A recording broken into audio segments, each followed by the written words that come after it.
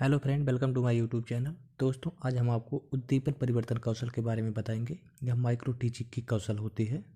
अगर आप इसके लिए फाइल बना रहे हैं तो सबसे पहले आप अपने विद्यालय का नाम लिखते हैं। आप जिस जगह से बीएड करते हैं उस विद्यालय का नाम लिखते हैं। उसके बाद छात्र अध्यापक का नाम लिखा जाता है। अगर आप छात्र अध्यापक हैं तो छात्र अध्यापक का नाम लिखते हैं। अगर छात्र अध्यापिका हैं तो छात्र अध्यापिका का नाम लिखते हैं।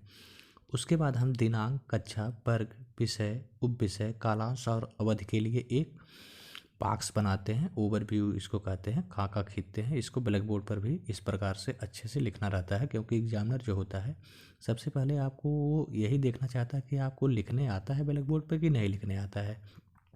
इसको अच्छे से बॉक्स बना के सब कुछ इसमें से अच्छे से फिल करना रहता है। किस डेट को आप पढ़ा रहे हैं, किस कक्षा को पढ़ा रहे हैं, उसका वर्ग क्या है, विषय क्या है, कालांश क्या है और अवधि कितनी है।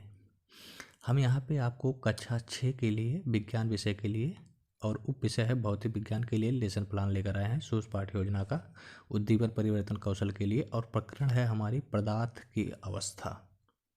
उद्दीपन परिवर्तन कौशल के 8 घटक होते हैं।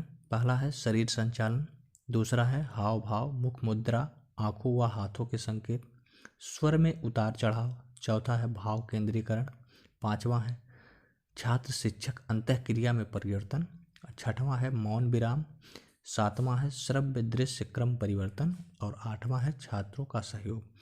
इन्हीं कौशल को ध्यान में रखते हुए ही हम लेसन प्लान तैयार करते हैं।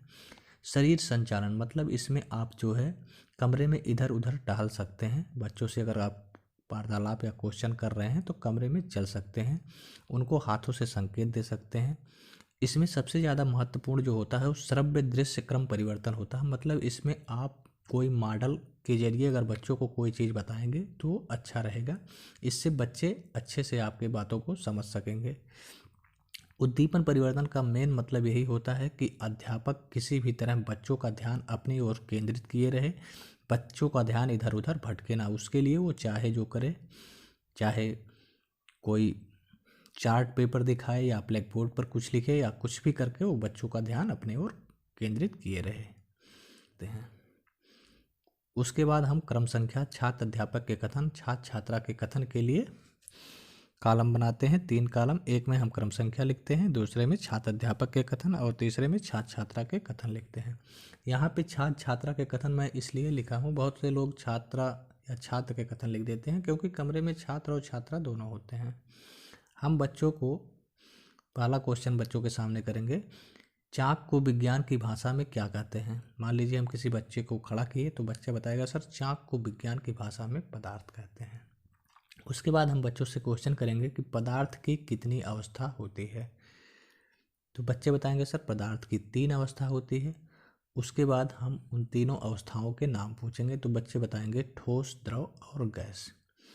उसके बाद हम उनको एक चार्ट दिखाएंगे। ये चार्ट आप देख सकते हैं, स्क्रीन पर लगा हुआ है।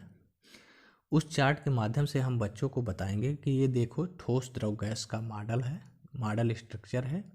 जो ठोस के अणु होते हैं एकदम पास पास होते हैं, इसलिए ठोस पदार्थों का आकृति एवं आयतन निश्चित होता है।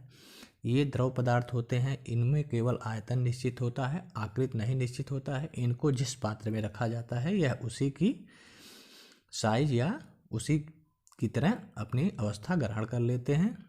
और तीसरा, ये जो गुब्बारा है ये गैस अवस्था होती है। इसमें गैस की ना तो कोई आयतन निश्चित होती है और ना ही आकार निश्चित होती है। अगर गैस को किसी कमरे में छोड़ दिया जाए तो पूरे कमरे में फैल जाती है। मॉडल को दिखाने के बाद हम पुनः मॉडल को हटा लेंगे और उसके बाद बच्चों से क्वेश्चन करेंगे कि किन्हीं 4 पदार्थों के नाम बताइए। तो बच्चे बताएंगे सर मेज, कुर्सी, किताब, पेन, दूध, तेल आदि जो जानेंगे वो सब बताएंगे। उसके बाद हम पुनः बच्चों से क्वेश्चन करेंगे कि ठोस किसे कहते हैं। तब वो बच्चे बताएंगे सर जिसकी बनावट निश्चित होती है उसे ठोस कहते हैं। उसके बाद हम पुनः बच्चों से क्वेश्चन करेंगे कि किन्हीं 2 ठोस वस्तुओं के नाम बताइए। तो बच्चे बताएंगे मेज, कुर्सी, लकड़ी का टुकड़ा, ये सब ठोस वस्तु हैं। उसके बाद हम पुनः क्वेश्चन करेंगे कि पानी को द्रव क्यों कहते हैं। तो बच्चे बताएंगे सर क्योंकि इसका आयतन निश्चित होता है और यह सतह पर बहता है, इसलिए इसको द्रव कहते हैं। उसके बाद हम पुनः बच्चों से क्वेश्चन करेंगे कि इन्हीं 2 गैसीय पदार्थों के नाम बताइए। तो बच्चे बताएंगे वाष्प और धुआं। उसके बाद निरीक्षण तालिका बनती है। इसमें कौशल के घटक और टैली चिन्ह होता है। जो निरीक्षक होता है, आप जितने घटकों का प्रयोग किए रहेंगे उसके लिए यहाँ पे सही का निशान लगाता है। मान लीजिए आप घटक नंबर 1 का प्रयोग किए हैं तो यहाँ सही लगा देगा। मतलब वो अपने विवेक के अनुसार वो देखेगा कि आपने शिक्षण में कितने कौशल का प्रयोग किए हैं, उसके लिए यहाँ पे सही गलत का निशान लगाएगा। उसके बाद सुझाव आलोचना। अगर निरीक्षक को आपके शिक्षण में कुछ कमियां रहेंगी या कुछ आपको बताना रहेगा तो इसके लिए यहाँ पे अपने विचारों को व्यक्त करेगा। उसके बाद हस्ताक्षर निरीक्षक और हस्ताक्षर पर्यवेक्षक। दोस्तों, अगर वीडियो आपको अच्छी लगी हो तो आप हमारे चैनल को सब्सक्राइब करें, वीडियो को लाइक करें